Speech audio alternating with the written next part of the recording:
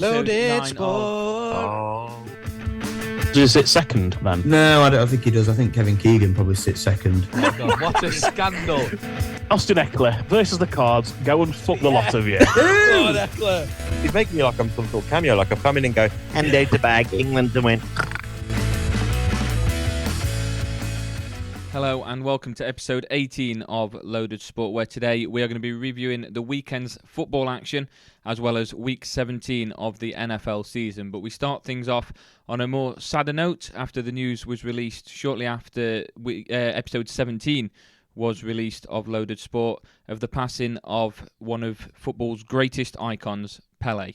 He was the winner of 3 World Cups, scoring 77 goals in 92 games for his country, was widely regarded as the greatest of all time, scoring 92 career hat-tricks as part of 1,281 goals in 1,363 games for both club and country. Shortly after retiring, he went on to be an ambassador for Brazil and played a big part in the 2016 Olympics and even appeared at the closing ceremony of London 2012 as part of the passing over from London to Rio de Janeiro for the 2016 Olympics.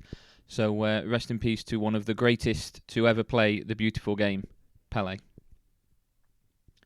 Lovely words, Aggie. Pun? Lovely words, Aggie. Thank you.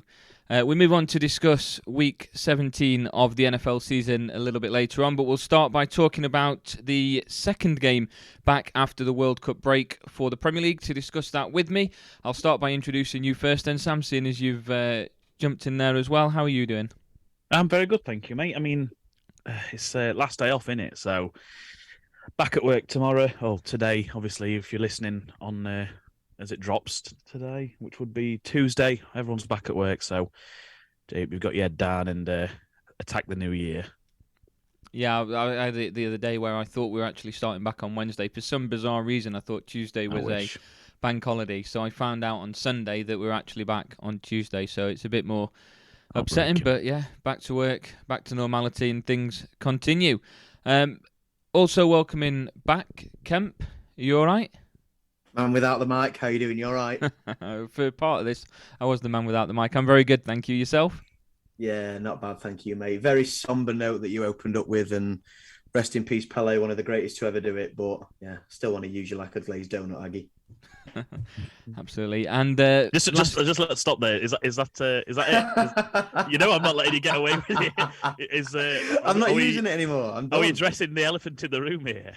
R.I.P. R.I.P. You want to? I think we've got 2 R.I.Ps here.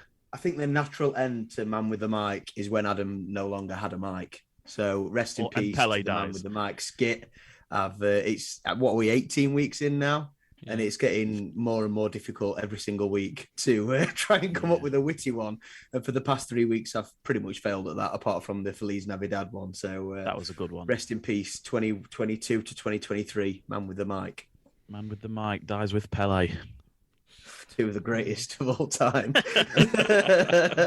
I'll just point out, it didn't even technically make it to 2023 because this is the first episode and you've not said it. So it will forever live in 2022. It's in the past. Locked away. Good. There we go then. And Skin, you kind of introducing yourself again. That's absolutely fine. How are you doing? Oh, fucking hell. How fucking dare you? How dare you? No, he does it every week. He says to me, introduce him last. And granted, I didn't one week. I forgot. I did it second. This time, he now gets involved. There you go. And number 1, I didn't ask you to do that this week. And number 2, I've not said fuck all, but you were all having a conversation, so I kind of felt like I was being left out, so I wanted to get in on it. Is that all right? I'm sorry you felt left out, mate. I hope you feel more a part of it now. How are you doing? No, not really, mate. She made me shit for it. I'm all right, mate. Like the rest of the lads, bit sad that it's Monday evening. We're back at work tomorrow, but let's try not to let it affect us too much because there'll be a lot of people listening to this that will be in the same boat. So we need to help drag them through that first day or 2, don't we? So let's one make of them. it worth it. Don't be sad it's over. Be glad it happened. Yeah, we say that now, but say that again tomorrow morning, mate, when you're dragging yourself out of bed. You'll remind me of that very same saying, and I'll say, go and fuck yourself. Yeah, 8:59 a.m, mate. I'll be all over that. And no better way to kick things off into the new year is the opening of the transfer window. We spoke briefly about some rumours that we thought might come into fruition over the next 28 days or so. There's been a few rumours that have been linked around and about. Manchester United once again in for another couple of players. Skin, I apologise if it was anybody else. Skin, I think it was you that posted earlier the situation surrounding Frankie de Jong. Yeah, I'm glad you brought that up because I was going to mention that just for the thoughts of the lads. Frankie de Jong was a player that United were massively linked with in the summer. And the rumours were, A, he didn't want to go to a team in rebuild. B, he wasn't a fan of moving his family to Manchester, and they were quite settled in Barcelona where they are now. And now all of a sudden, United are looking much better, looking like they're in form. They've just off the back of winning 5 games in a row for the first time since April last year. A lot of that, or a lot of key stuff that's going on in that team at the moment is through Casemiro, who was a player that they signed off the back of Frankie de Jong's rejection in the summer. And now apparently, as you mentioned there, the rumours are that he's opened up that communication with Erik ten Hag and saying that he likes how they're looking, he likes the work he's doing, and he's interested in being a part of that team. Now, on paper, de Jong and Casemiro anchoring that midfield is an absolutely fantastic idea. I'm just not really sure how it sits with me in terms of him not wanting, Sam, I'll let you cover it because you said it best, but not, as you say, wanting to roll his sleeves up and being a part of that initial sort of rebuild. Yes, exactly that. I think it's Ten Hag's essentially having to start from scratch and rebuild an entire culture in that team. He's wanting a team that's full of people that are that want to be there. In the past, over the last 5, 6, 7 years, that just hasn't been the case. They've had Pogba, they've had Lingard, where they're just all about social media, all about how they look on the outside, don't really care about the work they're actually putting out, the product on the field. And I think that Frankie de Jong is essentially mirroring exactly that. He had the chance to leave. I know there was a lot with his wages, obviously. I know Barcelona owed him a lot of money, and he kind of wanted the money, which is obviously fair. He's earned the money, and he was well entitled to that, and they should have paid him there and then. But so that was obviously a big anchor in him not coming. But yeah, it was quite clear that he just didn't want to join because the club was in a bit of a rebuild and a bit of a mess. But like you say, it's seen what Ten Hag's doing, wonderful work, seems to be making all the right decisions, and now all of a sudden he wants to be a part of that. And you just think, well, it's all sunshine and rainbows now, but where were you 6 months ago when it were a bit rough? So yeah, I completely agree with you there. And I'll just come in on this one and provide a bit of a different perspective. Yeah, of course, absolutely, mate. That's what we're for. Finish your sentence, Sam. Obviously, I don't want to interrupt you. No, you go for it, mate. So that I'll get in there when it's no good if we're all sat here wanking each other off a green, is it? We need. I'd rather that. I wish you would. I would rather that happen. To be fair, get the new year started off in the right way. But no, I'm going to sort of disagree if that's okay. Of course. I think Frankie de Jong at the time was right in doing what he did. I think he's, like you say, Sam, he's worked and he's played. I'm not going to say he's worked hard for his money because he hasn't.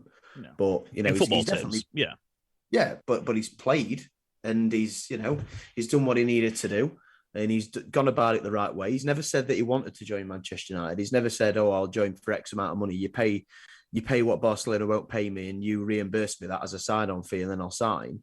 I actually don't blame him for doing what he did, because you look at Manchester United when at the start of the season when Ten Hag came in, they were very much an unknown quantity. Ten Hag was still a very much unknown quantity, even though de Jong knows Ten Hag obviously and knows what he's capable of. I think from Frankie de Jong's perspective, he's at Barcelona where he knows what the score is. Somehow they're still bringing players into the club, God knows how. Idea. He's owed some money. He's happy where he is with his family. They're quite settled. I think him and his missus recently got married. I don't want to quote that if it's wrong. I couldn't tell you. But he was quite settled. 6 months down the line, circumstances have changed. But I'm sure it was more or less a done deal. I'm sure it was very close. Fees have been agreed. Fees agreed with the clubs is different to contract, though. That's the thing. Yeah. Fees agreed is Manchester United and Barcelona saying, "Will you take this?" and Barcelona saying yes. That's nothing to do with Frankie de Jong. Ultimately, that's out of his remit. But when it got to him, he said no, and he never ever once said yes. And I think just sort of going on your comparison there with a Pogba or somebody like that is that they quite easily could have said, "No, Man United aren't what they were. I don't want to come," but they didn't. They said, "Oh, look, all that boatload of money. I'll go there and I'll put in a subpar performance and I'll earn loads of money while I'm doing it." Frankie de Jong could have done that at the start of the season. Said, "Oh, I'll take all that money, no problem at all. That's great." But actually, he's bided his time. He's waited to see what the outcome is with Ten Hag, to see what the club are doing, and now he's in a position where he feels as though it's a right move for him to make. And the reason I'll sort of back Frankie de Jong on this one is, if you flip it on its head, how many times have you seen clubs where in the summer they've been balls deep on signing someone, and then in January that person's fallen off a cliff and they don't want to sign him anymore? They've gone right off him. It's the exact same thing. It's just the other way around. So if it's best for his career, if it's best for his football, if it's best for his family, do it in January. You don't have to do it when other people are telling you to do it. I think if he does go to the club, I think he'll give it 110%.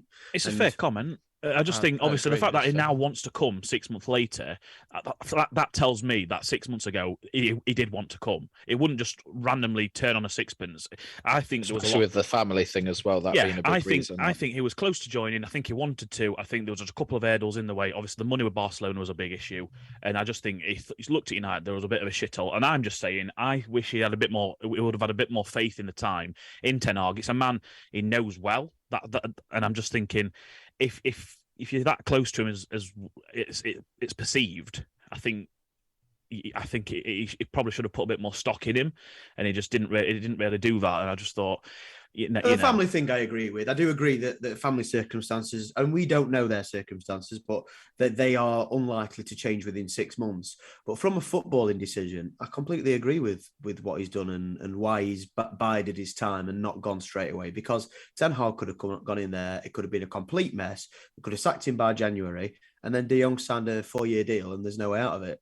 So he's done the right thing for himself at the time. The family thing sounds like it's a bit of a cop out if he does want to come through now, and that's the bit that I do agree with you both on. Yeah. But in footballing terms, like I say, clubs do that all the time. They'll wait, they'll see. Oh yeah, you're right. They'll see what a player's looking like for the next 6 months, and then they might sign him in the summer when it was hot in January, and they might miss out on him in that way. And De Jong ran the risk of missing out on Man United and missing out on that big money move and that bigger contract, and he's took the risk. He's bided his time, and Ten Hag's still interested in him, and that for me is a massive, massive sign. Because if Ten Hag didn't think he was the right character, then he'd have completely brushed it off by now and said, "No, I'm not interested in having him," because he turned us down. True, and that probably begs the question: do you think United now need him?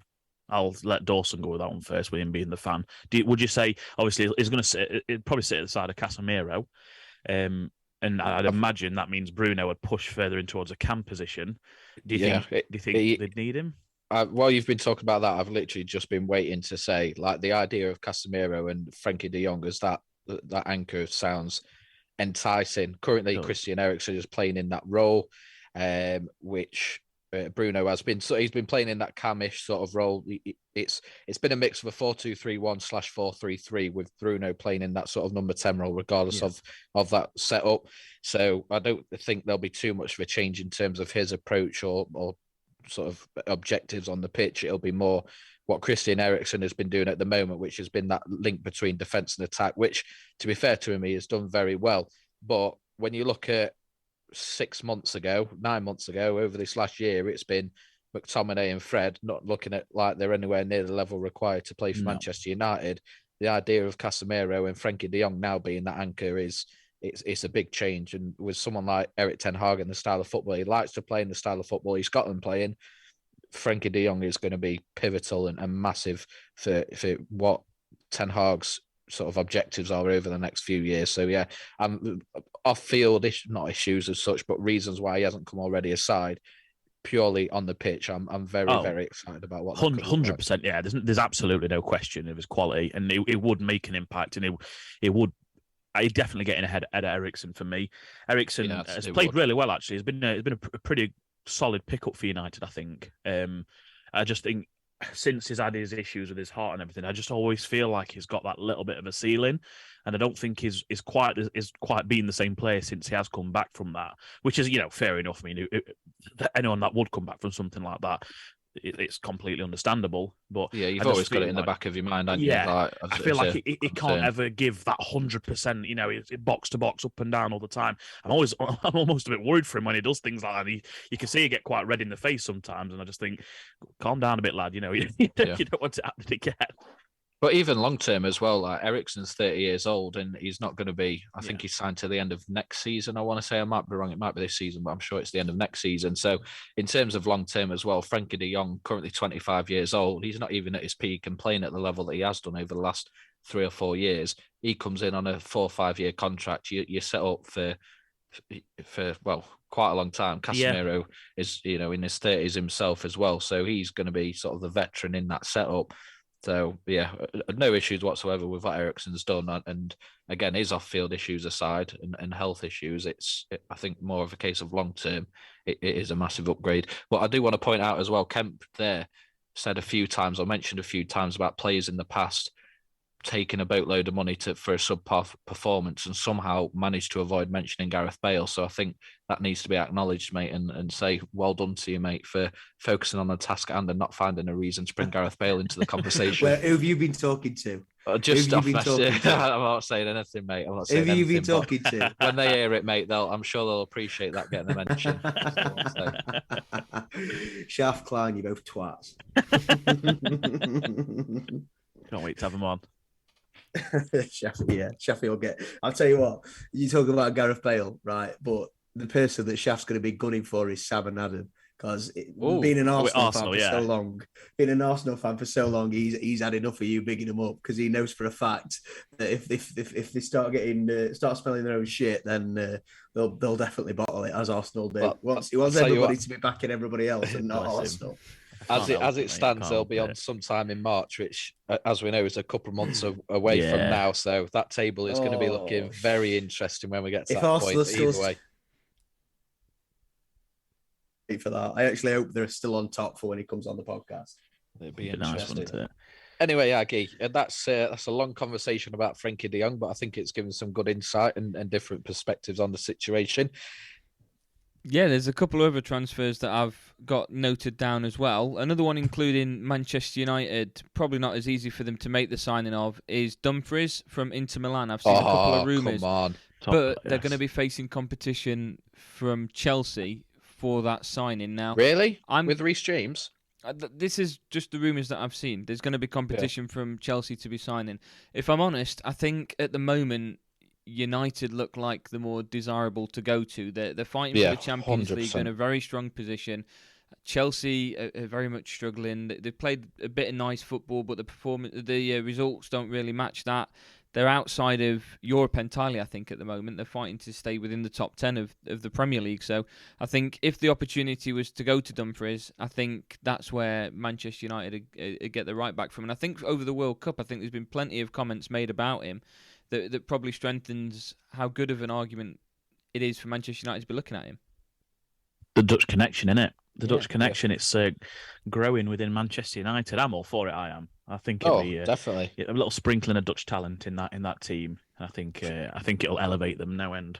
If we can get a nice little Netherlands style black away shirt as well, that'll do everyone the trick, won't it? I know the Nike makes their kits, but if we can get something along the lines of what they've had over the last couple of years, we can't go for the famous orange because it's too close to the red. But yeah, it's an interesting summer.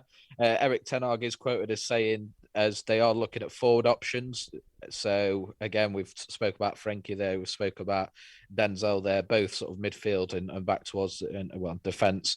So maybe not the top of their list with when Ten Hag's focus being on the attacking options, but we spoke about that last week, so we don't really need to go in too much on potential options. But yeah, I've seen a couple of loan potentials, which again we spoke about. So we'll see what happens. It's only just opened. No doubt it'll be left to the last minute, and then we'll end up scraping. New name I seen sprinkled about today with United was Marcus Thuram. 25-year-old, he plays for Borussia Mönchengladbach. He's actually out of contract in the summer, and I've seen the United are currently keeping tabs on him, and I think it'd be a great pickup. But again, it's another wide player, isn't it? It's like I don't know. It's got the option of playing up top, but you want that number 9. We're talking about a lot of number 10s, a lot of number 11s, and it is a modern game. There are, a lot of those sort of leading forwards like an Mbappe. He likes playing off that main striker, but he can play off top. Messi can play up top, but likes playing off that main striker. Neymar as well. A lot of these top sort of forwards these days have the option of both, but United really need that out-and-out number 9, like a Harry Kane, like a Vlahovic, who we spoke about last week, like an Edin Dzeko, someone like that, a Mandzukic. Just as you mentioned then Harry Kane, if United going for Harry Kane now, do you think Kane makes that jump given the opportunity? I don't think so. If he'd have not to. If I were United. I feel like his window's gone. in terms of getting that big move. He was linked with Chelsea a lot, and it looked like it was going somewhere. He's been linked with United. I still think he'd do a job. Like a Madrid. City more than anyone. City was on his way, weren't he? He was trying to force a move. But no, it just didn't happen. It would remind me of a similar signing to Van Persie a few years back for United. They signed him just shy of 30, and it was an unbelievable signing for a couple of years. And I think he'd do a similar job, to be honest. But that's not what his game plan was. It? Just give the ball to him. Well, that's not what United need. I don't think. Yeah, but not for 2 years. They're rebuilding a side and they're trying to bring young players in that can do the job for the next few years. Not everyone can do that. You look at a Casemiro signing, not every single signing. No, they can't. But there are options out there that are better than Harry Kane for that. Dusan Vlahovic being one of them. Yeah. I think, speaking of Arsenal, mentioned obviously just then, is close signing to Mudryk. Yeah, they made an improved offer. It's been in London. Well, no, they've agreed personal terms now on a 5-year contract. That's what I mean. Yeah, so they've made an improved offer. I think they've accepted it, and obviously personal terms, I don't think were a problem anyway. I think it was just the fee. So they've looked good, haven't they? Since and again, apologise to your mate Campia talking about them, but they've looked very, very good, haven't they? Beat Brighton away 4-2. We spoke about the injury to Jesus and how that might affect them, but Nketiah has come in and scored 2 goals in 2 games, beating West Ham 3-1 and Brighton, as I mentioned, there 4-2. So don't look like for now, anyway, that loss of Jesus for the foreseeable future or the short-term future is going to affect him too much. They've scored 7 goals in 2 games, so. Yeah, I get it, and I'm doing Shafi a favour here, and he'll love me for it, but I am going to play him down again. There's only been 16 games gone. We're not at the end of the season. We're halfway through. No, of course. 7 points clear. I think I've got a lot. That's a big gap, by the way. If on City, that's a big gap. No, it's a big gap. No team has ever failed to win the league when being that far ahead. It's a big gap, but then you look at City that go on runs where they win 15 games in a row, and you look at it thinking, City have got that in their locker. And they have. Again, I'm not saying that Arsenal. Yeah, but I'm not saying Arsenal. There's no chance. Of course, there's definitely a chance. But it's typical media and typical pundits that Arsenal are top of the league in New Year. Bearing in mind we've got a delayed fixture list and everyone's getting carried away. That's it. I think Arsenal are going to win the league. Let's everyone just settle down. If in March when Sheffield gets on the podcast, it's what you're going to do, isn't it? You're going to talk about it. Yeah, you can talk about it, but a lot of these people saying, "Oh, I think they're going to do it. I think they're going to do it." It's fucking January. These people, you mean Ag and Sam, mate? Call them out. If you it's only us two. No one else thinks it. I meant more pundits on like Talk Sport or whatever. Someone's actually worth the salt. No, to be fair, I take your opinion over Tony Cascarino's. So, yeah, it's a very good point. Yeah, but like Dawson said, though, no team has ever been top at this point and not won it. So that's why people are talking. No team in this recent City team, no team's ever had this much of a gap on them. And I understand. I'm not saying you can't talk about. No, they've all played 16, I think. But yeah, I mean, apart from Newcastle, who've played 17. Yeah, I'm not saying you can't talk about Arsenal as contenders. They're definitely contenders. There's no question about that. Like they are definitely contenders. But when I hear people saying that, I think they're going to do it. I think they're going to do it because it's January. Just everybody just relax. I've been fully on the City train, and I've been with you, Kemp, saying I think Arsenal will drop a couple of injuries, but Jesus got injured. We're worried about that. Like I said, Nketiah's come in and picked up nothing. Kemp even dropped Tomiyasu as a reason they didn't fucking drop points. Mate, Tomiyasu's actually a decent player. He's a decent player, but they're cracking on without him. That's the point. Oh, they are definitely, Next man up. And they're doing very well. But again, it's January.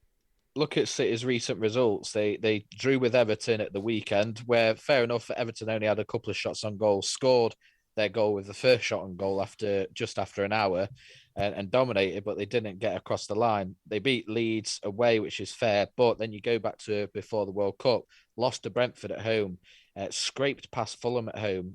They don't seem themselves in many ways. But I just think that experience is just going to come through in the back end of the season. And to be quite honest, I don't think it'll even take till March for me to have that conversation about Arsenal, because their next fixtures are Newcastle at home, Tottenham away, Man United at home, Everton away. All right, fair enough. Brentford at home, and then Man City at home. Yeah, but Cities are equally like next that. 6-7 fixtures. Yeah, but we're going to talk about City as well. But on this conversation, let's talk about Arsenal in 5 games and let's see where they both are after that tough run of fixtures. Yeah, That's the plan, mate. It's kind of the format of the show. Yeah, it's understandable. Nobody but obviously, I think 2 weeks ago, I read out City's fixtures on Everton at home, Chelsea away, United away, Tottenham at home, and then Tottenham away. And you were like, there's only one game there I'd be worried about, United, and they battered them. And all of a sudden, they've drew at home with Everton, which was definitely not one of the games I was even using to make a point to you. Yeah. But the point, it's a Prem. You know, you're going to have these odd runs, and like you rightly said with Arsenal. See where they are at the end of it. Yeah. I'm listening to all these people getting on the hype train, and I'm sort of inadvertently like Shafi's wet dream in the sense that I don't think Arsenal will win the league, and I don't particularly want them to win the league. Jump aboard. But Shaf doesn't want anybody to talk about him because he wants to play it down. So it's different though, isn't it? It's just anybody but City. That's why it's exciting. That's why people are jumping on it. It's like we might have another contender here that's not fucking City. We're not. No, it's exciting. We're not a farmers league. We've got another competitor. It's definitely exciting. No, definitely exciting. And you know what? If Arsenal did win it, then fair play to him. And I would be happy to see Arsenal win it because they played some lovely football.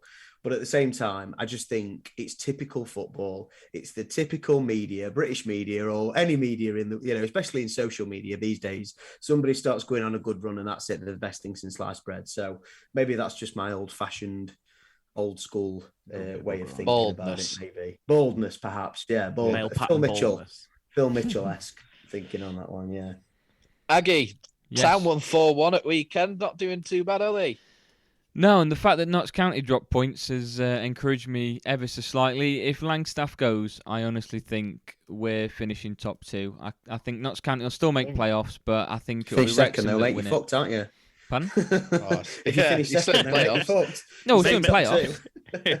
Still in playoffs. Yeah, you just get home advantage. Yeah, there's about 13 teams in playoffs, though, isn't there? It's not easy. It's horrible playoff format. It's worse, mate. It's literally the worst. It's 100%. Not ideal. 2 games in hand on Notts County, and you're 9 points behind. So if you can win those 2, granted, one of those against Wrexham, so that's going to be big. You'll be 3 points behind Notts County, so it'll be interesting to see. Can't wait for Saturday. Think I'm going to the FA Cup game, but we'll discuss that on our preview show. Probably worth a shout as well, just before we do sort of shift on. Championship table looks like Sheffield waiting for it. Hey, hold your horses, mate. We've started at bottom. If we're going 1-up, we've started at bottom. We've got League One first, mate. Well, we've just gone from Premier League down to National League. So I've been waiting for fucking Derby. We did 4-0 today. Adam spun the wheel. It's actually League 2 next, so both of you can wait. Right. Well, Leighton Orient and Stevenage are looking like the ones. So, mate, Stevenage scraped to win today against bottom at table Gillingham. Adam has me locked, which we'll get into, but also on last man standing, and I were touch tight on old Bumhole for last 15-20 minutes. But no, you're right, Kemp, there to mention Sheffield United, another win now, 6 points behind Burnley with a game in hand though. But I think the important thing is, if we look at the place below, they're currently 8 points clear of It's 8 points clear of Blackpool with a game in hand, isn't it? Blackburn, Blackburn, yeah. 8 points clear of Blackpool, as you say, with a game in hand. Blackburn. So that automatic promotion place is looking more secure. Blackburn as well still haven't drawn a game this season. It's won 14 and lost 12. And they've got a 0 goal difference as well. So satisfying. Yeah, wow. Absolutely. So yeah, it seems like a positive time to be a Sheffield United fan, mate. Yeah, and I predicted at the start of the season that we'd probably finish in the playoffs, but yeah, I mean, you look at players like Illiman and Jai, Bogle and Lowe are really coming into their own now. They're coming back to full fitness. Sanderberg's, pretty consistent. He's not knocking it out of the water, but Ollie Norwood seems to have got a bit of a career renaissance. Oliver McBurney as well. He's scoring well in recent times before the injury and the court case. He was scoring goal after goal after goal. So it's looking positive. We've got a decent squad. We've got some good young players. So fingers crossed we can get promoted and keep players like Illiman and Jai on the books, because that's very, very important.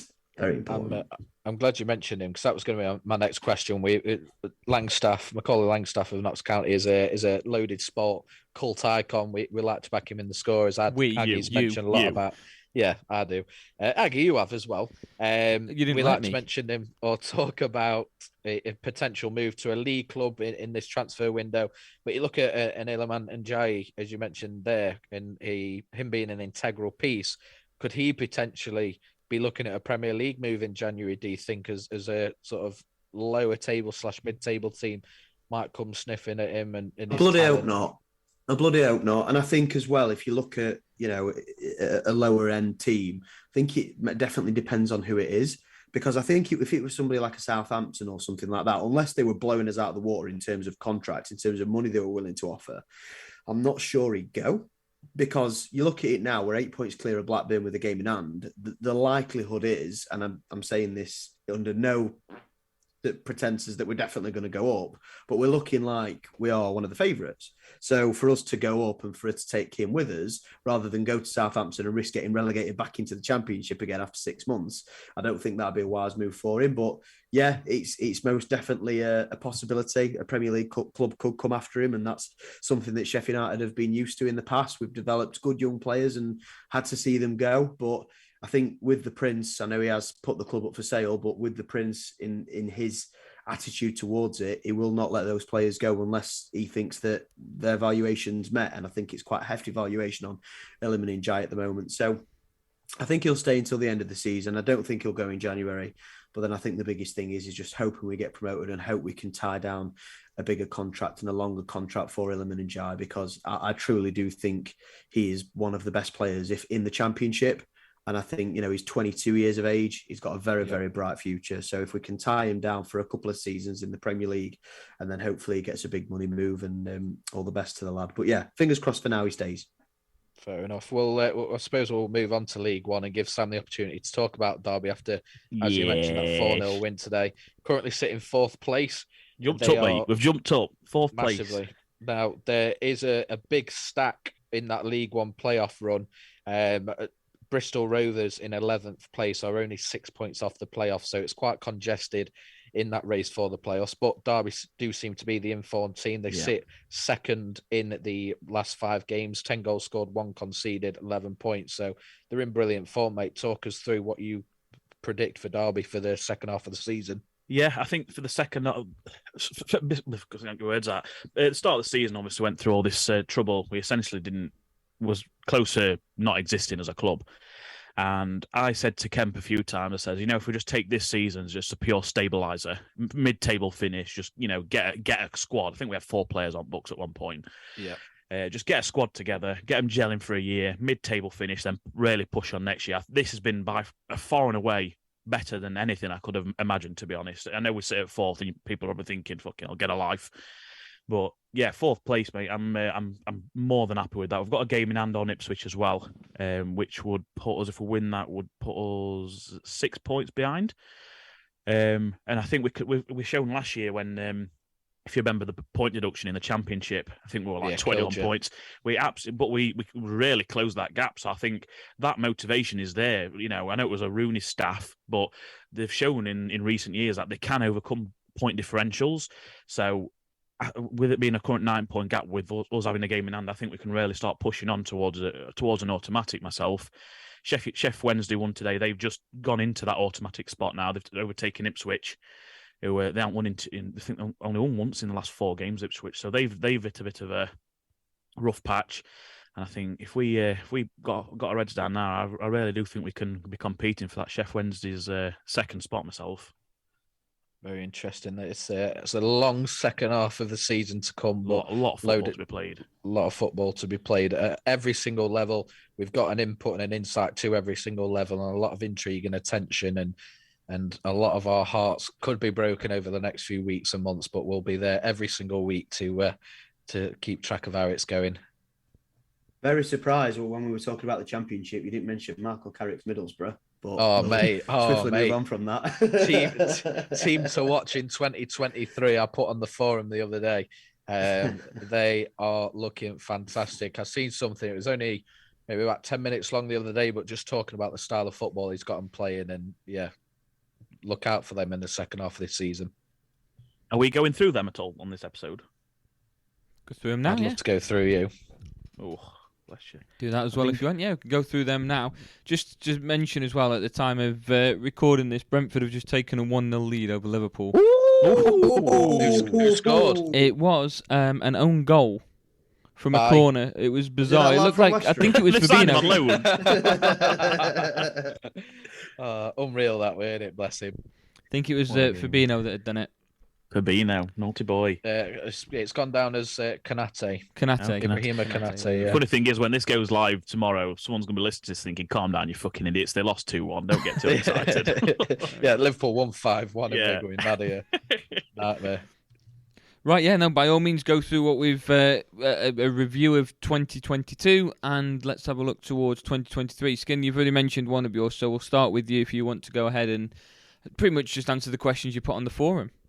Yeah, so what I put on the forum was just, it was only small. It was only sort of a mini review of the year and highlighting what you thought was and Kemp, you ain't got Facebook, so I'll quickly go through these so you can have a think. But your club of the year at any level in any league, your player of the year at any level in any league, your most improved team, and your young player of the year, and then also a team and player to watch in 2023. So for myself, I put Real Madrid as the team of the year. We're very successful in the league, won the Champions League. So I think when you're looking at that top elite level success, I think you've got to look at Real Madrid as the club of the year. Lionel Messi as my player of the year. He's got the photo, the picture that will last for eternity of him holding that World Cup up. So you've got to give him that, I think. My most improved team of the year has to be Newcastle. I know we've spoken a lot about takeovers and money and all that kind of stuff, but this time last year they were sat 19th in the Premier League, and now they sit second in the Premier League. So got to give it them.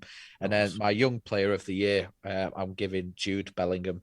We know what he did in the World Cup at international level at just 19 years of age, but for club, he is becoming integral and a massive anchor for that Borussia Dortmund team. He's captained them in the Champions League at just 18 years of age. That says a lot about what he's doing at club level as well. So got to give him young player. And my player my team and player to watch, I've just mentioned it there, Middlesbrough, I've got as my team to watch. I think they're going to have a very successful second half of the season. And I don't think they can close that gap on the automatic promotion spot with the gap that's there in the place they were in when Carrick took over. But I certainly think that if they can keep this up, they've got to be favourites for the playoffs in that third promotion spot. And then I've got Garnacho of Man United as my player to watch for 2023. He's only just over the last few weeks started to get minutes and game time for Manchester United's first team. He looked very exciting in pre-season, but that's a different story.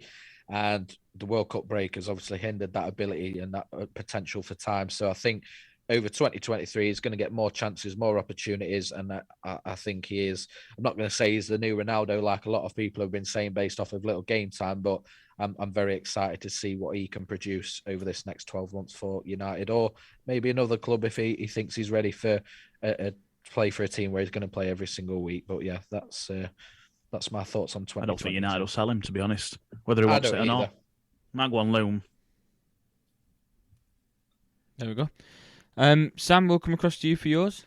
Yeah, I'll just go through it briefly. I took a bit of a left turn, actually. I thought I'd just do a Premier League affair, so I haven't gone abroad. And I've gone, the best team for me has been Arsenal over the last 12 months. I think Arteta's done a brilliant job of just getting them to compete at the level of Man City. I think that's a fair pick for anyone that might sort of turn the nose up at that, because if you look at the league games played in 2022, City and Liverpool sit on 79 points and Arsenal on 77. So they're only 2 points off of both of those for the calendar year of 2022. Yeah. So for anyone that might think that's a bit extreme just because they're top at the minute, I think it's a fair choice. Yeah. Best player, I'm going to go Kevin De Bruyne. I think pre-World Cup, I think he was absolutely outstanding. And I know the World Cup seems to have thrown a bit of spanner in his works, and he hasn't seemed to have bounced back from that kind of form. But obviously, you've got to think the World Cup was like mid-November, so there's a whole year prior to that. And I think he was from January to that point. I thought he was probably the best centre midfielder in the world.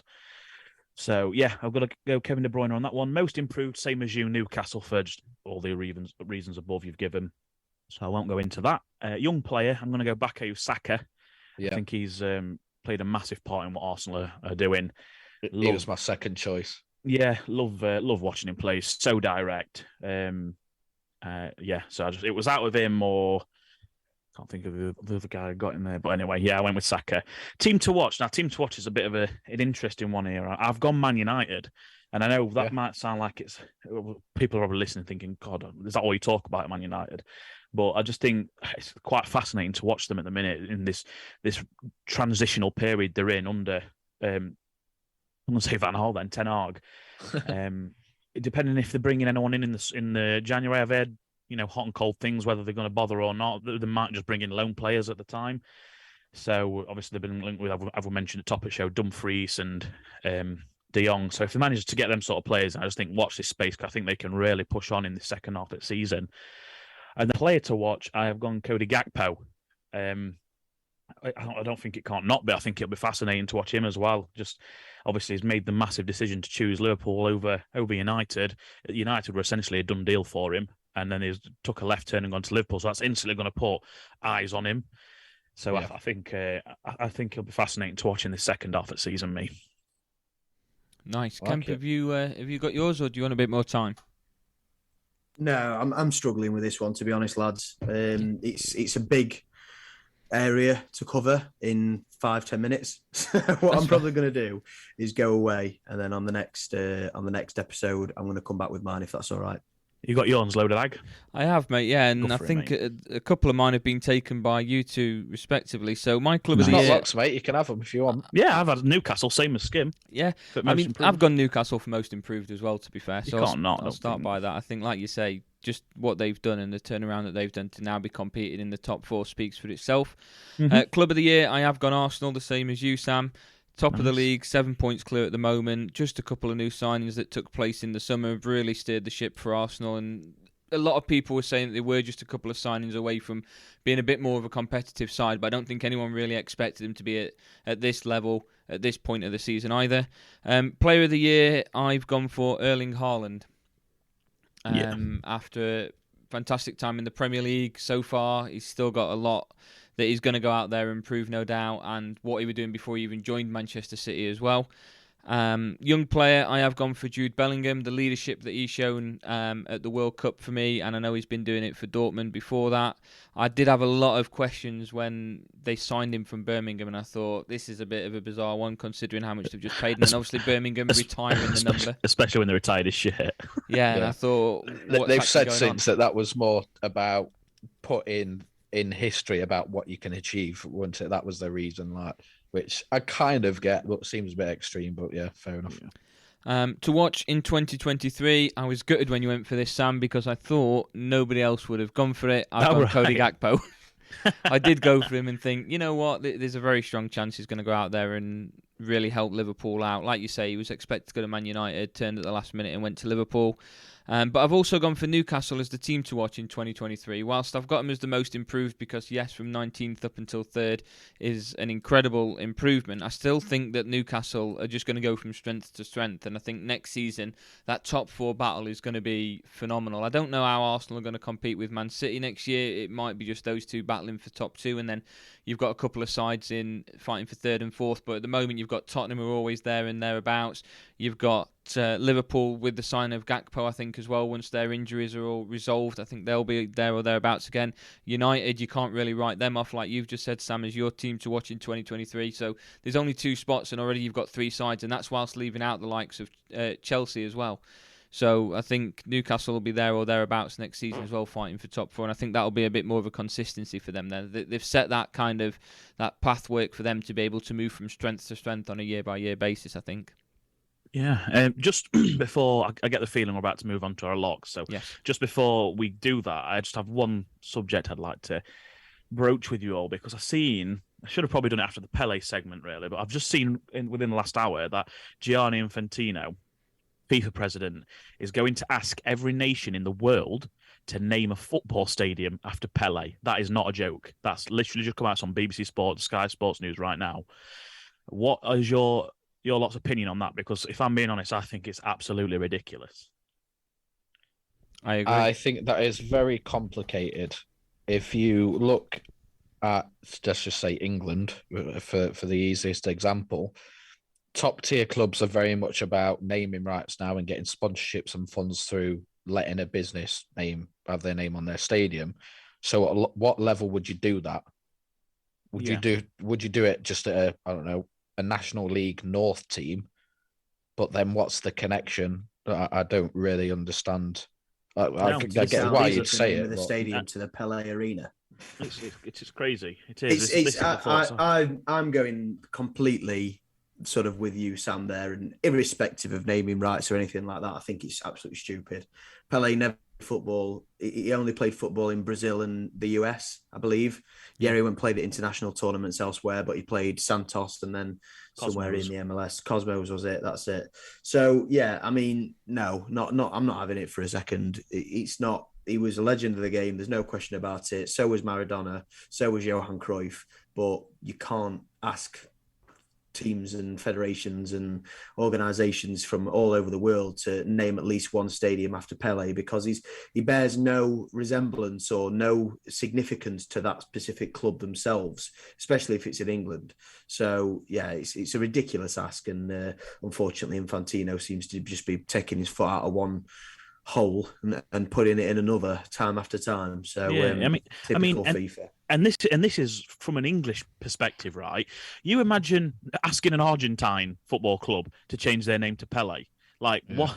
They're just, it's not going to happen, is it? Like, the massive rivals, Argentina and Brazil, and you just think, why on earth would anybody be willing to do that? Like Kemp says, he's never stepped foot out anywhere other than South America and America. So what relevance does he have to that particular club? It's baffling to me. It really is. And we mean this with the least amount of disrespect possible.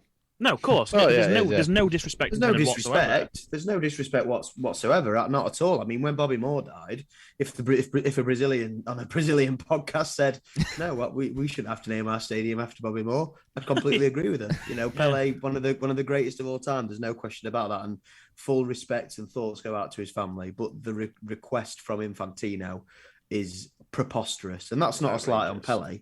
That's a slight on FIFA. Slight on him, yeah. Slight on Gianni Infantino. And obviously, Maradona died 2 years ago. He was always mentioned in the same breath as Pele. Why wasn't this? I would personally have Maradona down as a better player, in my opinion. And that's a controversial topic that we can get to another. Yeah, of course, it's a different conversation entirely. It's a different conversation, but again, we weren't having these conversations about Maradona. No. But whether that be because of his personal life and things that went off behind the scenes, I don't know. And will we? And say 50, 60, 70 years down the line, when obviously Messi passes away, are they going to have these same conversations again because he's currently the best player in the world? And how will the Brazilians feel about that? Exactly. It's the boots on the other foot, isn't it? Crazy topic. There we go. Let's move on to the locks and the wild cards then, Skin. I believe you've got them all written down. We have to. We do apologise before we continue. If you backed any of these. Yeah, it's not been the best week. Sam, thankfully, I'm sure will be or has been breathing a sigh. Oh my God! I can't. Go on, mate. Go on. It's hurt my head how bad it's been this week. Yeah, I'm sure there's been a bit of sense of relief from yourself, Sam, that more than yourself have got locks wrong this week. But for the locks, I had Stevenage, who played today. They scraped a 1-0 win against Gillingham, so that's a tick for me. Aggie had Chelsea, who drew 1-1 away at Notts Forest. Sam had Man City, the lockest of lockets. What a joke.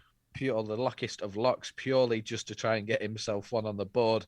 And they drew 1-1, as mentioned earlier. And Kemp had Liverpool to beat Leicester on Friday night, which they did, thanks to 2 own goals, comical own goals. You're a facey boy. You're enemy. So he gets a tick as well. For scorers, I had Mo Salah to score in that game against Liverpool. He didn't need to, so that is a cross. Aggie had Harry Kane. He didn't score, so that is a cross. Sam had Erling Haaland, so you do get a tick there, mate. And Kemp had Mitrovic for Fulham, who missed a penalty and then didn't score outside. I think before you continue, these wheel spins every week on who determines to go first on the football scorers. It's just going to be whoever gets first going Haaland every week. We'll see, mate. We've got not the Skinny, still going Langstaff. I'm still going Langstaff, mate. Still going him. But our listener lock-in is starting this week, and the listener will always go first, so that could throw a spanner in the works for whatever our order is after that for that tactic, but we'll see.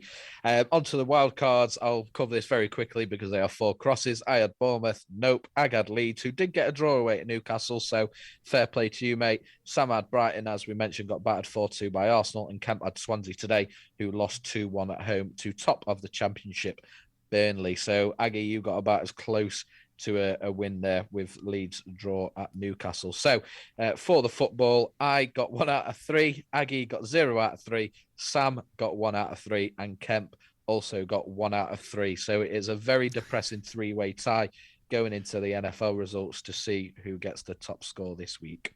Cheers for that, Skin. So in just a few moments' time, we'll be back to discuss and review Week 17, the penultimate week of the regular season in the NFL.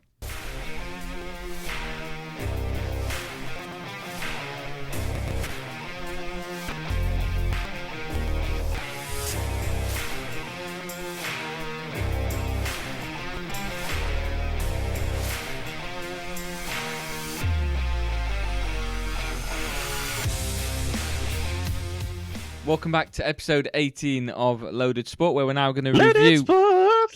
Aggie, Yes. episode 18, not week 18. I said episode 18. You said week 18. Nah, you're lying. I said episode. And it begins.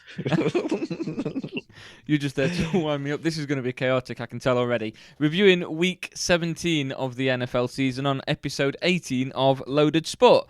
There's been plenty of permutations cut down, looking at some of the sides that can no longer make it into the playoffs. Elimination. It's a great word. If only I could fucking understand how the NFL playoffs work. I'm trying to get my head around the standings, and Sam, you had to go really into like dumbing it down for me, didn't you? I did. I really did. We basically wanted to know why the Packers had if there was all on level points, why were the Packers taking precedence over the Seahawks? So I had to explain to him that we have a better conference record, is what it goes down to. We've got identical division records. And then once they're tied, it will go down to your conference record, which is how many wins you've got against other teams within your, NFC or AFC. And that is why we have a better record. I think we've got 2 wins on you in that. So that's why if the Packers and the Seahawks both win next week, the Packers are in and the Seahawks are not. The Seahawks need the Lions to win. So I can actually clearing that one up. Very quickly simplify that even more. Basically, it comes down to who would you rather see in the playoffs, Packers or Seahawks, and the answer's Packers, so that's why they'd be. That's definitely the simple. Why would you want? To be fair, out of any of those 3, you'd go Lions, wouldn't you? A Yeah, side just that's for the in form at fucking the crack. moment, You just to can say stand they've them. got there. Yeah. Why don't you ask me that? Sure, Sam wouldn't. You Fucking know hell. the answer to that one. Yeah. To be fair, no, because I'm sure about 3 or 4 weeks ago, or maybe Mate, even a little bit longer, Sam fucking turned lot's around and changed in said 3 or 4 weeks. he did Yeah, not but now want the to be in ball's the deep. playoffs. Now they're in form. Give him Now Jordan he's Love. ready. He weren't Now that he's interested. ready. He's fucking ready. Before we go into the depths of talking about Green Bay, then I'll just put in to say congratulations, Kemp, as the Giants have confirmed they are inside New York of the football playoffs. Giants are in Big the playoffs. blue baby. Guess we did it for the first time in 6 years? Yeah, Something 2016. Like that. Oh, The boat geez. pick, the Odell boat Oh, the boat pick. It went downhill from there. Yeah. I can't. I was so happy. I watched the game last night. We were absolutely dominant. I'm so happy. I'm so delighted. The team seem so well drilled and just so cohesive, and it just seems like a real positive and exciting time. And I've been waiting for this for a long time. So I'm very happy, boys. Thank you for the Because I know you've obviously not been in the, you've not been following the NFL for that many years, have you? So I'm guessing around 2016 you was probably quite early following them. Is that right? I was. Yeah. I I mean, didn't I've quite take it in as much. No, I mean the first time. I mean, to be fair, I would probably say that 2016, that season was the first season where I was really properly watching the NFL. So it was great. We made the playoffs, and then that first initial disappointment at Lambeau You think, Field. oh great, we'll go again next year. Yeah, it's all right. We'll go again next 6 year. years later. Easy this playoff I was business. thinking it's like a Premier League side thing where you know if you're in it one year, chances are you're in it next year as well. I learned that the hard way, but yeah, delighted, very happy, and roll on wildcard weekend. It's the first time in a long time I'm looking forward to seeing my team play in the playoffs. Let's just Any take a given second. Sunday, mate. Let's just take a second. I know we're not covering it this episode, but Wildcard Weekend is on the horizon. What a weekend! Best weekend of the year. Best weekend of the year by far. There we go. Moving across to the AFC.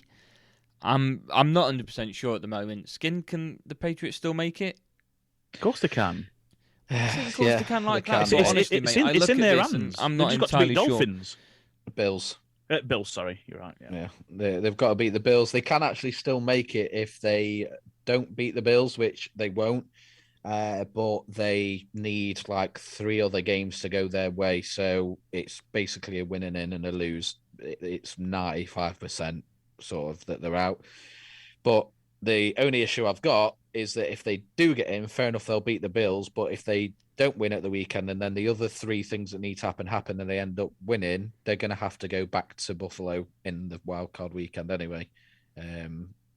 So I'm not looking for. Well, it depends obviously of who them or Chiefs gets the number 2 spot. But yeah, I'm not looking forward to that anyway, because if they do get in, it'll be 7th seed. So I don't really see the point. I'm not that excited about it. That's understandable. Probably tell. Right, moving on to the NFC side of things, then back to where we started by talking about Green Bay and the game against Detroit coming up. But first, oh my God, Sam, just tell us your thoughts as you went through the entire game against the Vikings. What a game, honestly. I thought the Dolphins Christmas Day game were good, but this topped it. It were even better. So the scoreline shows that the Vikings scored 17. That I'd ignore 14 of them points. It was essentially garbage. It was essentially got 2 garbage score touchdowns. It was essentially 41-3. It was an absolute rout. Defense turned up. Special teams turned up. I mean, that Keyshawn Nixon touchdown return, 105 yards. I think it's the first time since like the 60s, since Green Bay have had a kickoff return for a touchdown and a defensive touchdown in the same game since the 60s. That is so. Yeah, little record breaking there. And Rodgers, you look at his stat line. I mean, let me just pull that up.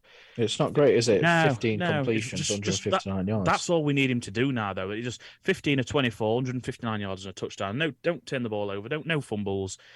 And then you look at like Aaron Jones, 14 carries, 111 yards, averaging 7.9 yards a carry. He was immense. We've got AJ Dillon who grabbed the touchdown for us. And Rodgers, bless him, we got in for his a rushing touchdown. And we've seen the little glimpse of the championship belt come out there. And you just start to think, oh my God, it's all clicking again. It's happening again. And I start getting a little bit giddy when I see that championship belt come out. And you're absolutely right to mention previously, Ag, that probably 4 weeks ago, I was absolutely, we were dead and buried. I was saying, may as well bring Love in, see what we've got with him. But it just shows what us fucking idiots now, isn't it? He's, someone like Rodgers has been there, been around the block. He's been telling everyone time and time again this season that all we need to do is win one, and then the rest should follow. And that's exactly what we've done. We're one of the formed teams in the NFL now. We've got 4 wins on the bounce. And that game against the Lions is just, oh, baby, it's a tasty one. I'm just praying it's not flexed to the late game, and I kind of know it's going to be in it. It's like the biggest game next weekend. It's like the game where there's so much to play for, and I think that's going to be flexed to a probably 1:20 a.m. Monday morning. They've said the saving grace or the bit of hope I'll give you is because of the Seahawks-Rams game. There is potential for both those games being played at the same time, which you would assume would be that 9:25 window. That'd be fucking incredible. So that's a little seed of hope that I'll give you based on what I've seen today. But the key there for me, you mentioned the defensive stats, the special teams stepping up. The Green Bay putting 40 plus on the board with Rodgers only throwing for 159 yards. But yet again, you look at the stats, the wins and losses when Aaron Jones runs for over 100 yards compared to when he rushes under is the key again. So that boy cook him. Like you said, mate, anyone but the Niners is your bogey team in the playoffs. But right now, I wouldn't fancy playing Green Bay in a knockout game. So of course. Yeah, of course, I'm going to say that. That's complete Green Bay bias here, but I know there's not a team in that playoff place. Now, Mudge would be disagreeing with me here if he was on. I know it would, but I don't think there's a team in that playoff fixture right now that wants to play Green Bay. Mate, if I'm honest, if I was a Green Bay, just looking from a neutral perspective, other than Niners, I think I would take you right now even against the Dallas, even against an Eagles. I think I would pick the Packers. I know, I genuinely would. So. Oh my God, that's making my bum twitch. Yeah, it's that time of year again, isn't it? It's playoffs. I mean, we've been playing playoff football for 2 weeks now, so we're already in that mindset. And I don't think the Vikings were. We've come into this game just knowing there's only one result that we can afford, and we've laid everything out on the line, and we've just absolutely demolished them. Vikings just didn't turn up. Justin Jefferson was just a no-show. And yeah, no, I can't ask for anything more. It was a wonderful game to be a part of. Like I've been fucking playing. Wonderful game to spectate. You were on bench. Wonderful game to spectate. And yeah, it's down to the Lions now. Both back-to-back home games as well, which a team like Lions and Vikings, both indoor teams, they've both beaten us as well this season. Obviously, we've got that win back over the Vikings now. We just need to make sure the Lions don't sweep us, and yeah, we can get us. I think we're playing, as it stands. Who would it be? It would be San Fran, wouldn't it? I think San Fran they've got the second seed. So if we snuck in at the 7th, it would be Packers travelling to Santa Clara, and would be playing the old 49ers. So it's definitely not a gimme by any stretch. I'm not like you said, other than Niners, you'd fancy us against anyone, but unfortunately it would be the Niners we're playing. So we'll see. Aggie, talk to us about your Seahawks, mate. A relatively comfortable win against the Jets. I wasn't watching the game. I was flicking between darts and red zone at the time in those later games, so I was only seeing the odd bits, but it seemed like it was never really in doubt, the result from what I saw. No, from when we got things going, to be fair, you're absolutely right. We got a score on the board nice and early. What did worry me to begin with was the lack of usage for your DK Metcalf, Tyler Lockett sort of connection. I know Lockett had just come back from a broken finger, so maybe that makes a bit more sense. But I think DK only finished with 1 reception in the entirety of the game. The player with the most receptions in that game for us was our tight ends. And I suppose if that's what's going to get it over the line, that gets it over the line. Our defense had been struggling the last couple of weeks. The fact that the Jets, who, okay, they've not been in the greatest of form, but knew that if they lost, they weren't going to have a chance to make the playoffs at all.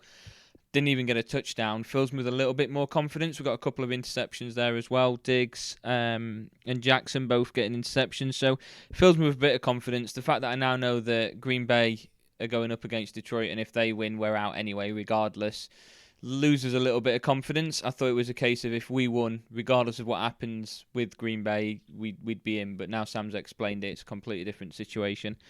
I don't think we make it. I think Green Bay do. But naturally, I'd like to see us do it just because it's more of an underdog story, isn't it? No one really expected us to do anything. I remember before the season started, Mudge told me that we were an offense and a defense away from a Super Bowl, and I don't at all expect us to make it to the Super Bowl. That's class from him. I thought we were doing all right, to be fair. I thought, we're in a good position here. Yeah, we've given up Russ, but we'll be all right. And he says, no, you're an offense and a defense away from a Super Bowl, and I don't expect us to get all the way to the Super Bowl. Big fan at special teams. Oh yeah, mate. Dixon won it, best punters in the league. Oh dear. Yeah. So yeah, no. I think I'd like to see us make the playoffs just because it's an underdog, because nobody expected anything from us. But I really don't think we're gonna do much there. So if we did it, it'd just be to give whoever gets the second seed effectively a free pass through, isn't it? And like you say, any given Sunday. Well, yeah, but we've played San Fran twice and they've tore us to pieces on both occasions. So third time lucky, maybe Sunday. Maybe. All I'm saying is, it's exactly. It's that time of year. If you think back to, I think the first season Brady joined the Bucs. I mean, I know you're not on the Bucs or Brady's level, but the Saints swept the Bucs. They were the only team that really gave them fits in that opening game of the season. Regular season, they fucking hammered them both games. Got into playoffs. Everyone was thinking, well, it's a foregone conclusion that the Saints do it, and they didn't, did they? Brady finally stepped up and beat them when it mattered. It's them sort of games where it's literally win or go home. So you just get to the playoffs. That's the thing. And once you're in the playoffs, anything can happen. I mean, last time we won it, we come in as the backdoor 6th seed. So it's similar to what's happening right now, to be honest. And we had to go on the road and play every game on the road, and we managed to win the Super Bowl. So anything can happen once you're in that playoffs. That's all you got to keep thinking. Yeah, one of my eyes is always looking at the draft, to be fair, and whilst if we did miss out, we'd get a higher pick. Denver are doing a very good job of giving us a high pick as it is anyway, so we've got no to really worry about that.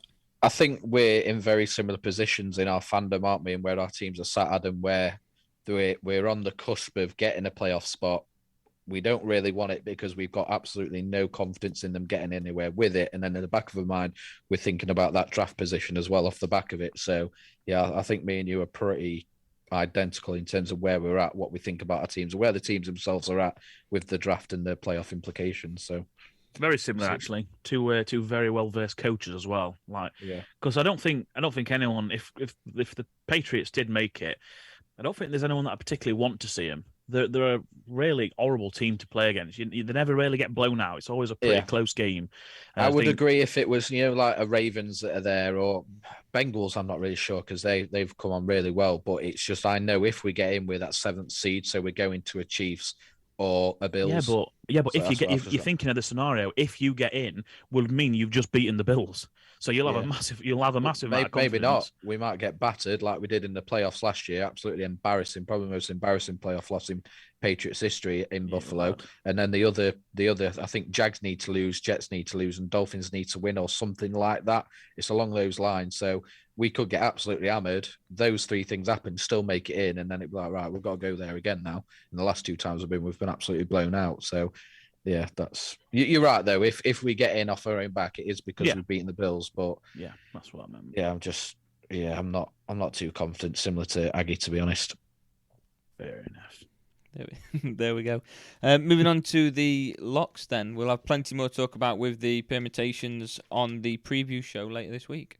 Ooh, we will. So I had Chargers to win to beat the Rams, and they did. So, Sam, yet again, you don't have to worry about me letting you down on your bet.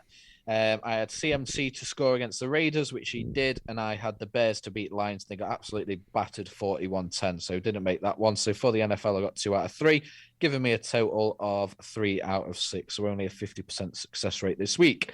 Aggie, you had the Niners to beat Raiders, which, as I mentioned there, they did, so that is a tick for you. You had Cam Akers as your scorer, and despite the fact that he had a really strong game and produced over 100 rushing yards, he didn't get into the end zone, so that is a cross for you. And you had the Texans to beat the Jags, which, again, they didn't. So that is 1 out of 3 for you on the NFL, giving you 1 out of 6 this week, mate. What are your thoughts on that? Oh, get out, that's rough. I've proper Tom Kemped it, Anna. That's a bad one, that. It's a bit of a stinker. It's funny you say that, so I'll go on to Kemp next. Kemp, you had Eagles to win against the Saints, which they didn't do. Fair play to the Saints and their defense. They absolutely stifled and swarmed over that number 1 offense, which, granted, isn't the same with Minshew as it is with Hurts in at quarterback. You had Evan Engram to score for the Jags. He didn't, so that is a cross.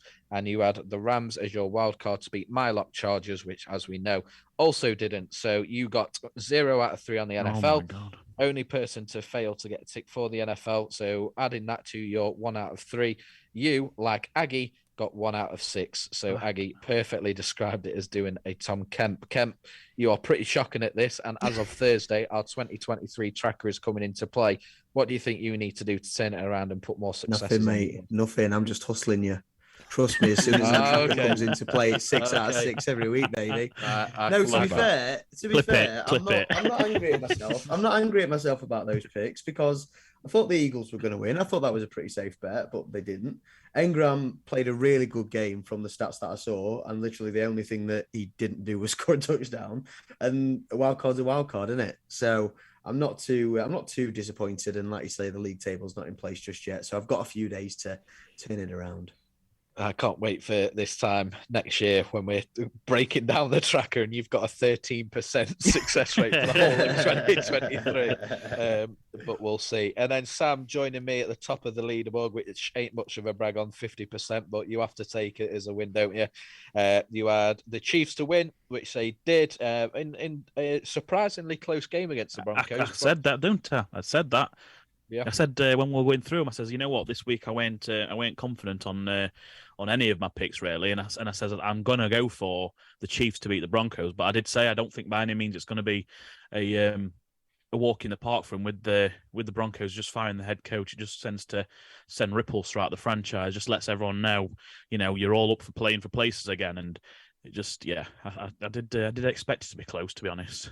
Yeah, you called that absolutely perfectly, mate. So interesting to see what will happen in Denver. Probably the wrong time, really, with only one game left, but gives them something to work on in the off season. You are Justin Jefferson to score a touchdown against the Packers, which, as we know, didn't, because never been so happy to be wrong in my life. I was about to say, I'm sure you'll be happy with that, with how they covered him. Jair Alexander, an absolute beast on Sunday doing night. that gritty.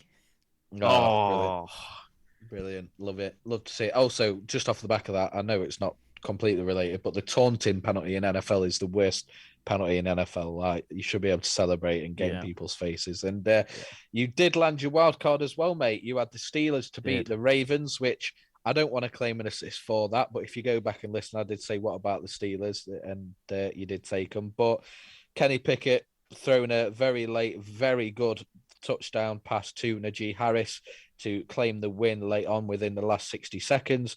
And Kenny Pickett isn't really sort of shocking a lot of people with how good he is or carrying that franchise, but he is clutch. He's got multiple fourth quarter winning drives now in his young career, and has put Mike Tomlin now on the cusp of somehow ending the season yet again with a winning record. He's never had a losing record for the Steelers.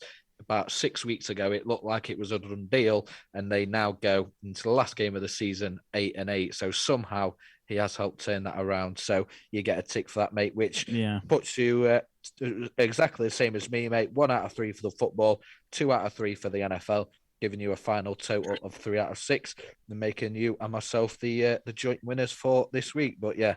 You've got a disease, mate. You've got a fucking disease. I ain't got a disease. I'm the only one that's got a fucking wild card win, and you're trying to stick your fucking oar in, taking some kind of credit for it. You've got a disease, man. You've got a disease. All right, I'm the only one that got both locks right. Yeah, that's fine. You should get credit for that, but don't fucking come here and taking my picks off me. He's Go the back reason and listen, that mate. you've got. He's the reason. Yeah, that he got as thank many you. as himself. Yeah. So I'm the, so he is Brad because Buckley I got gave four him and Steelers. fucking niche, shouldn't I? Yeah, you should be. You should mate. be on your knees thanking him. Go back and It's listen to the serious. preview show, and I said, "What about the Steelers, mate?" And you went, "Yeah, you know what? Yeah, I'll go Steelers." Is your favourite player Ben Mee? It's not actually. It's we'll get into that shortly when we cover our players of the week. Where's the Take your it player away, of the week? Yeah, well, He is. I don't mind who wants to start. Kemp, we've not heard much from you on the NFL section, so I'll start with you. Player of the week. Anything else I can say apart from let's go Big Blue? I was very disappointed by my lock letting me down. I didn't think the Philadelphia Eagles would, but hey, it is what it is. They got the starting quarterback down, so what can you do? But I think the player of the week for me is, I'm going to stick to Big Blue, and I'm going to say Danny Dimes. It's got to be. I knew it. It had to be. He was so efficient in our game. He didn't do anything silly. He played really, really smart stuff. He's got legs, which we all know. He's got wheels, and he's decent when he's not tripping up over him, isn't he? He's not tripping up over him anymore. I tell you, he's got that confidence. But yeah, a really efficient game. Knew when to throw the ball. Knew when to rely on Saquon and the run. And we put up 38 points, and a lot of that was down to DJ. 19 completions from 24 attempts, 177 yards and 2 touchdowns. That's so very Daniel tidy, Jones, very is my tidy player performance. just efficient, efficient, and that's the thing is I don't really necessarily, we don't need somebody like Patrick Mahomes throwing the ball all over the field. We just need efficiency and somebody that can just get the job done. And the news looks like it's come out that DJ and Saquon Barkley are both signing new contracts with us. And I'm quite happy with that. I feel like Dayball feels like he can build the franchise around these two lads, and let's see if he can. So, if I'm being honest, mate, I think you've done him a slight injustice here, because you've mentioned how unbelievably accurate he was in his passing game, in his rushing game. 2 rushing touchdowns as well. Two rushing touchdowns, and he was actually your boy's top rusher that day. He got 91 yards on ground. Even Saquon only got 58, so he got 91 yards rushing, 2 touchdowns. Yeah. He got 4 touchdowns essentially, and that's the good thing though about Jones as well. He's a real dual threat. And I think people don't see him as that, but he really is. And, you've got Saquon Barkley and Matt Breida that are both very decent running backs. But then when the defensive line focuses on one of those two players or both, if they're both in the backfield, that space does open up for DJ to run it in for a touchdown or a first down. So he's a very good dual threat, and he was very efficient in his passing as well. So I think yeah, I'd probably say go DJ. I reckon you're probably one receiver away. I reckon from being a really good offense. I think if you get that proper number one receiver, I know you've got a lot of decent receivers, a couple of decent receivers, but I just don't think you've got that one standard. I know you've got Golladay, who's been a train wreck, to be honest. But yeah, he has, and I was hoping that Darius Slayton would be that number one receiver, but he's just not quite got there. He's just not quite there. I mean, Richie James, Isaiah Hodgins both got touchdowns at the weekend, and decent receivers, no question about it. Good number three receivers, aren't they? I wouldn't even. Yeah, and even twos, to be fair. I won't mind them as twos, but that number one receiver to really pin your hopes on and get that crucial play when you need it. We've not got that. So you need a big body. You need like a T Higgins type player. I think that would be pivotal for that works. DJ's progression. But we've got obviously Daniel Bellinger, who's our tight end. He's been really good. He's been fantastic, and he's a big body, 6'5", 253 pounds. He's a big boy, and he works really well in our offense. So I reckon if we get a slot receiver who's of a similar ilk, then I think it'll definitely help us going forward. But in Dayball and Shane we trust. Nice. There we go. Sam, we'll come across to you next. Player of the week. I have got to go for my boy, Jair Alexander. He was just absolutely unbelievable yesterday. He was guarding the best receiver in the league. He smoked us in game one. I think he had over 150 yards receiving and a score. So he called it. He said it was a fluke pre-game, which I didn't really like. I can't lie, because I thought, do your talking afterwards. But he did the talking on the field. He completely locked him down. Justin Jefferson, he had one reception for 15 yards against us. Like I say, compare that to week one. It's just night and day. It was probably the best player on the field for us, I think, Jair. And just seeing him do the gritty over him was just very sweet indeed. So yeah, I'm going to give it to my boy, Jair Alexander. There we go. Skin? Thank you very much, mate. Now, I would love to give it potentially for the last time to my hero, Tom Brady. So I will give him an honourable mention for 432 passing yards, 3 touchdowns and a rushing touchdown, which, 45 years of age is absolutely phenomenal. It's really good at any age, let's be honest. But I'm going to have to give it to the man that won me and will have won quite a lot of people fantasy football league this year, and that is Mike Evans. 10 receptions, 207 yards, 3 touchdowns. What more can you say, and what more do you need? He got me almost 50 points in my PPR league, and almost single-handedly won me the title for our work fantasy league, as I'm sure he did for quite a lot of people. So yeah, player of the week this week has to be Mike Evans. I think he single-handedly won the game for them as well, to be honest. I think if he's out there, they're not winning that game if he's not out there. Yeah, the Bucks went into that fourth quarter 14-10 down. They put up 20 points in that fourth quarter, and Mike Evans put up 2 touchdowns in that quarter, 57 and 30 yards. Both of them great grabs, and again, both of them, to be fair, great throws from Brady as well. But yeah, it's a different offense. And again, credit to Mike Evans. He's just about to complete his 9th season in the league, and he's gone for 1,000+ receiving yards in every single one of them, which is a phenomenal accolade to have. And there's not a lot of people in history that are able to say that they've done that. Yeah, that's understandable. I just want to show a little bit of irritation for the fact you've took my my player of the week by giving him an honorary mention, so it's really pointless me going through Tom Brady.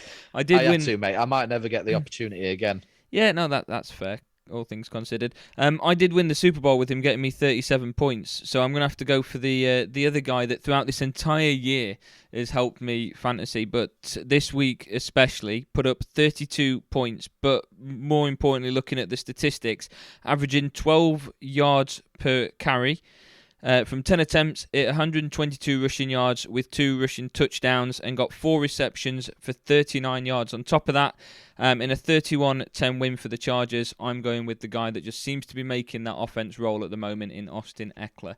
He helped me win the fantasy, but more importantly, he played a huge part in the Chargers winning against the Rams. He's played a huge part in that offense and that team getting into the playoff picture. And I think while Justin Herbert has been struggling, Eckler's been like a shining light for them, hasn't he, this year? Yeah, definitely. And they've had a lot of injuries. I think at one point, out of their sort of ideal starting 55-man squad, they had about 52, 53% of them available. The rest were injured and out in some way. So to still get to the playoffs is a massive credit. And yeah, Austin Eckler is a big part of that. Mike Williams has been fantastic these last few weeks. Some of the catches he made a one-hand grab yesterday, which it'll be top 3 catches of the season once it's all said and done. Keenan Allen is now back and is Mr. Reliable in that offense. So I'm interested to see what Chargers can offer in the playoffs. They've been expected to do more. They are in probably one of the toughest divisions in football and have to face the Chiefs twice a season. But yeah, I'm interested to see what they can do on wildcard weekend. There we go. I think that is all we've got time for this week. So, Skin, we'll come across to you for your question of the week. Thank you very much, mate. And it is for you this week, Mr. Man with the technical issues and for a little amount of time, no mic. Was that what it was, Kent? Or have I butchered that? Just man with no mic, to be fair. Fair it was a fitting retirement, but yeah, just the man with no mic initially. But we've got him; he's here, and you're going to ask him your question. So crack on. I've not been this absolutely gutted for a retirement since Ric Flair lost to Shawn Michaels at WrestleMania. It's all right, mate. He came back out of retirement in July 2020. He did. So hopefully we'll see it again someday, but we'll see. Adam, your question this week is: would you rather have sex with a dog and nobody knows that you had sex with a dog, or would you rather not have sex with a dog, but absolutely everybody forever will be convinced that you had sex with the dog? That's a good question. For my own morals, I'd much rather not have had sex with the dog, but everyone believed that I had. Just, I'll quickly answer the question then. I'll have sex with the dog and then tell everyone anyway. Good night, everybody.